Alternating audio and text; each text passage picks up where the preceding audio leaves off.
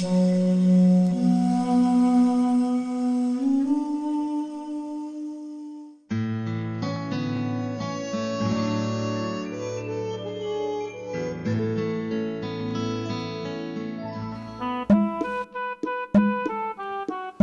tefillin or phylacteries are another important object in Jewish prayer. Maybe you've read that in the Bible, phylacteries, and wondered what they were. Well, they're just a little box with a tiny parchment scroll on the inside. On that scroll are written several verses from Exodus and Deuteronomy. This comes from a literal interpretation of Deuteronomy chapter 6, verse 8, and you will tie them, that is, the commandments of God, as a sign on your hand, and they will be as frontlets between your eyes. Now, in Jesus' day, the phylacteries were much smaller than they are today. The scroll that they used at that time was just a little pouch of cloth about 1/2 by 3/4 of an inch. And they were worn at that time all day long, except when working or entering a place that was unclean. There's archaeological evidence that they were being used as early as 600 BC. Tiny metal scrolls discovered in Jerusalem had a verse from the Bible in them and were worn probably as phylacteries. But since the time of Jesus, they have grown considerably larger. As Jesus said in Matthew 23, verse 5, "For they enlarge their phylacteries." Now these are worn, as I said, one on the arm, one on the head. The one on the arm is put against the flesh,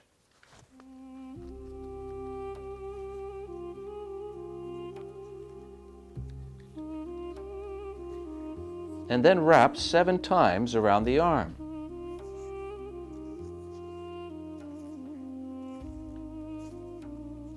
All the time that they're doing this, they're saying different verses and prayers and blessings to God. Then the second phylactery is put on. This is the one that goes on the head, the forehead, which is a little bit higher than we usually think with the English word forehead. It sits up right about here. Once that's on,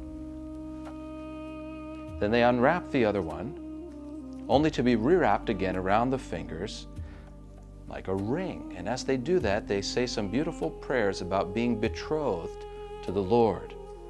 And then the rest of the length of a cord is tied up. Now these phylacteries, these tefillin, are only worn on weekdays, not on Sabbaths or festivals. Another custom that comes from the very next verse in Deuteronomy chapter 6, verse 9 says, "And you will write them, that is the commandments of God, on the doorposts of your house and on your gates." The Samaritans literally wrote verses from the Bible on their doorways. But the Jews wrote verses from Deuteronomy on a little scroll, which they put in the doorway. That's called a mezuzah. It sits in the doorway like this, and then you will just simply touch it when you're going through. They will kiss the hand and say a blessing to God.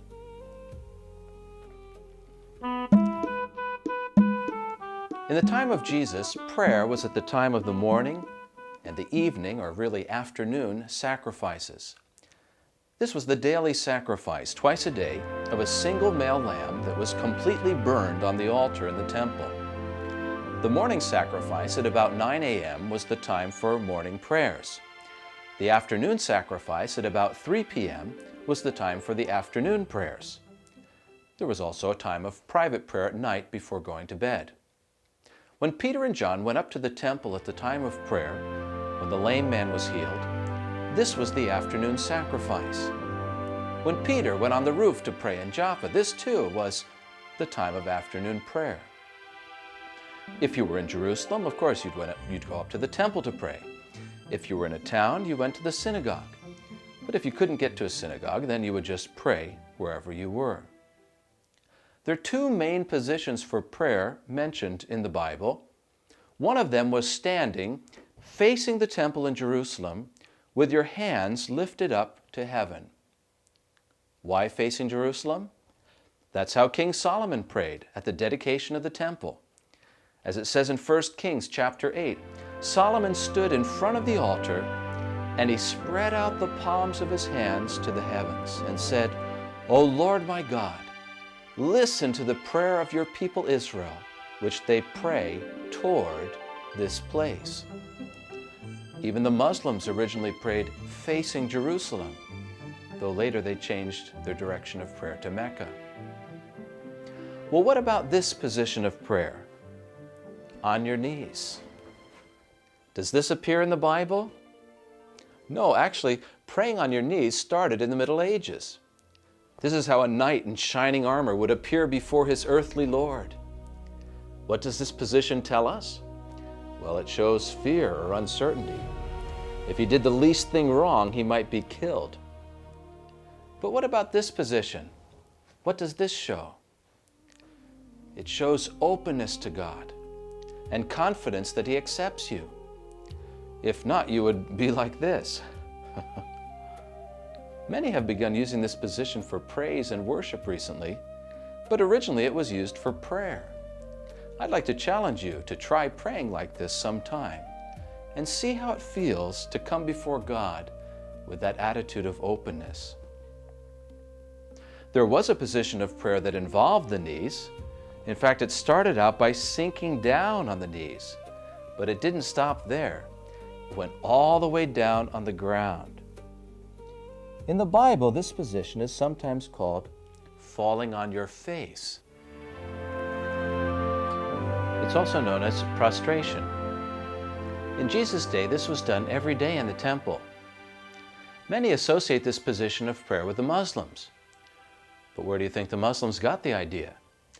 Jews were praying this way hundreds and hundreds of years before there were any Muslims. Another distinctive feature of Jewish prayer is the familiar response, Amen. But this is not said by the person praying, as Christians often do it today. Amen is the response of those listening. It means, I agree with that prayer, or may it be. When Jewish people hear a Christian praying, and then that same person says Amen, it sounds a little bit strange to them. According to the rabbis, you are not to let anything distract you from your prayer, not even a serpent twisting around your heels, not even the greeting of an earthly king. Why? Because they were praying to the King of Kings and the Lord of Lords. As you know, the Jewish people sometimes got into a lot of trouble for showing such great respect for God. The heart of the daily prayers is the Shema, sometimes called the Creed of Judaism. If you walk through Jerusalem on a Saturday morning, you will hear this coming from the synagogues and from some of the churches. Shema Yisrael, Adonai Eloheinu, Adonai Echad. What does it mean? It's from Deuteronomy chapter 6, verse 4. Hear, O Israel, the Lord your God is one Lord. This verse is not only important to the Jewish people. In Mark, Jesus called it the most important commandment. One of the scribes asked him, what commandment is the most important of all? Jesus answered, the most important is, Hear, O Israel, the Lord our God is one Lord. The second most important part of the service is the Amidah, also known as the Shmona Esrei, the 18 benedictions or blessings. There were fewer of them in Jesus' day, but many of those said today trace back to his day. The full benedictions were each a full-sized paragraph in length, so it took a while to say them all. Because of this, the rabbis gave their disciples shorter versions that could be used when there wasn't time to say the whole thing. Jesus did the same thing. For example, the fifth benediction, which concerns repentance, says, Cause us to return, our Father. Bring us back in perfect repentance into your presence. And on it goes. Jesus summarized this saying, Our Father. The third benediction, which is about the holiness of God, says, We will sanctify your name in the world, even as they sanctify it in the highest heavens. Holy, holy, holy is the Lord of hosts. And on it goes. Jesus summarized this saying, Who is in the heavens, may your name be made holy, on earth as it is in heaven. The 11th benediction is about the kingdom of God. It says, Reign over us, O Lord, you alone. Jesus captured its meaning with the phrase, May your kingdom come, may your will be done. The ninth benediction is about deliverance from want. It says, "Bless this year unto us, Lord our God, together with every kind of the produce thereof, for our welfare. Give a blessing on the face of the earth," and on it goes. Jesus summarized this saying, "Give us this day our daily bread." The sixth benediction is about forgiveness. "Forgive us, our Father, for we have sinned," and on it goes. Jesus summarized it, "And forgive us our sins, as we also have forgiven those who sin against us." The seventh benediction is about deliverance from affliction. "Look upon our affliction, and redeem us speedily for your name's sake."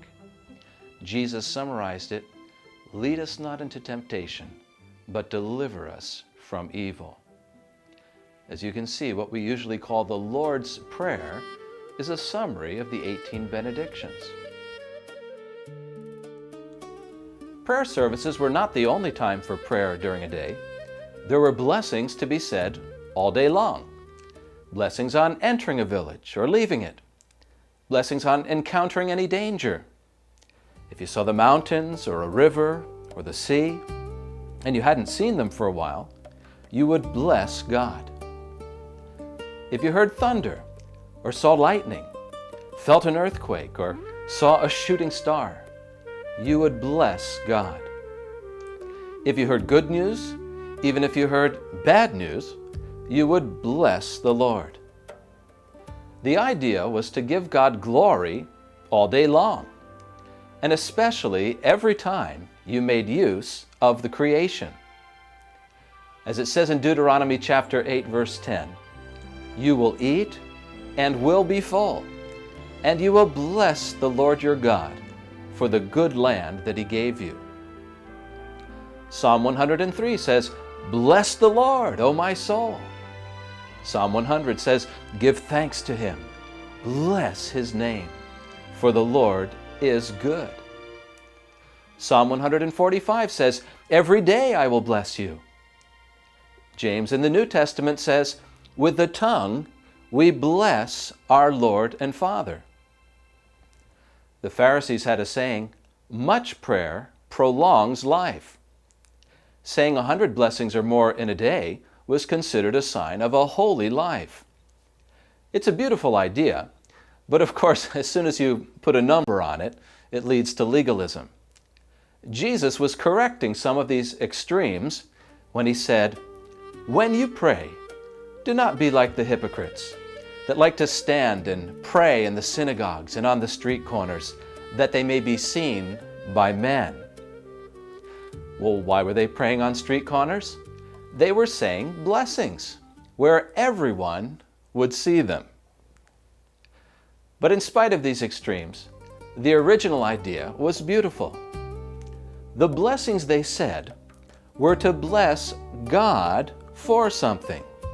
Baruch atah, blessed are you, Lord our God, King of the universe. This includes the blessings that were said at mealtime.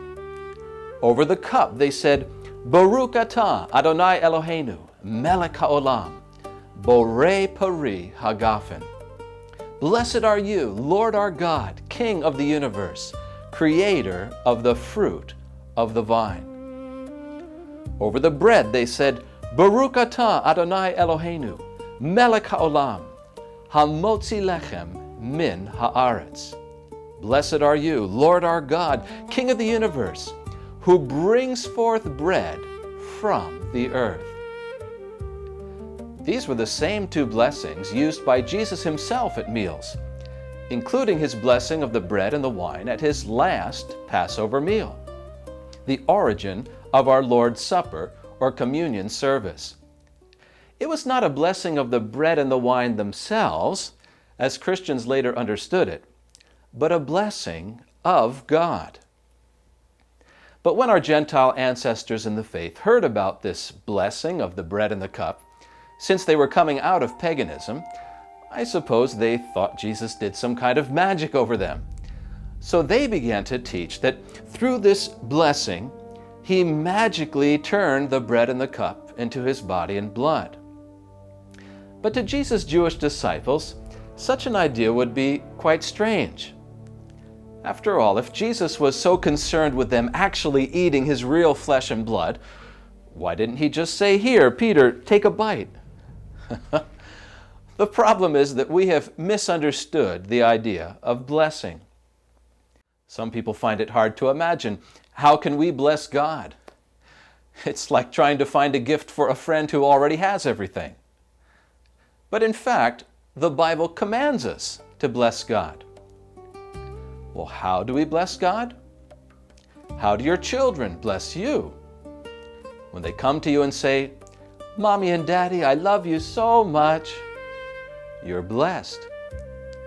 When they do something for you that you ask them to do, you're blessed. It's the same with God.